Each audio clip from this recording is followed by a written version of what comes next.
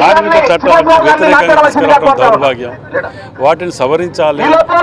అదేవిధంగా ఉపాధి హామీ పథకంలో ఉన్నటువంటి మార్పు తీసుకొచ్చినటువంటి చట్టాన్ని మార్చి పాత వాటిని తీసుకురావాలి. లేని ఎడల కార్మికుల మీద భారం పడుతుంది. కార్మికుల ద్రోహిగా చరిత్ర మిగిలిపోతారు.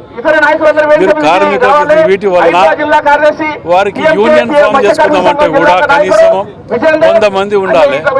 10 మంది 20 మందితో ఫామ్ చేసుకోలేదు. వారి స్వేచ్ఛకు వారికి పూర్తి భంగం కలిగే విధంగా ఉన్నది ఇది. మరి కార్మికులకు కూడా సమయకాలాన్ని టైం అనేది ఉండకుండా 8 గంటలది 12 గంటలకు ఈ విధంగా చేయటం వల్ల చట్టాలను మంచిది కాదు. తక్షణం వీటిని ఉపసంహరించుకోవాలి. కార్పొరేట్ వ్యవస్థకు అనుకూలంగా ఉండే విధంగా ఈ చట్టాలను రూపొందించడం జరిగింది. తక్షణం వాటిని విరమించుకోవాలని విజ్ఞప్తి చేస్తాం.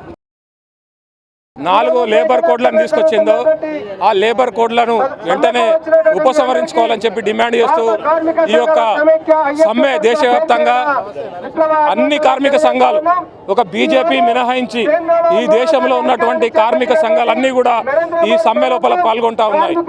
ఈరోజు ఈ లేబర్ కోడ్లు ఏదైతే తీసుకొచ్చారో ఈ లేబర్ కోడ్ల వలన ఈ దేశంలో ఉన్నటువంటి కార్మికులకు హక్కులుంటాయి. కార్మికులు డిమాండ్లు చేయొద్దు.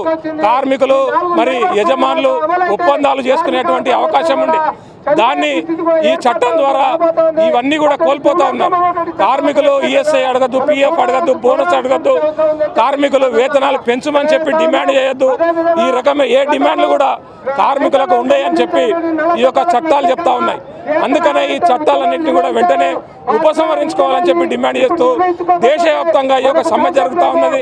దాదాపుగా 40 కోట్ల మంది కార్మికులు ఈ సమ్మెలో పాల్గొంటా ఉన్నారు.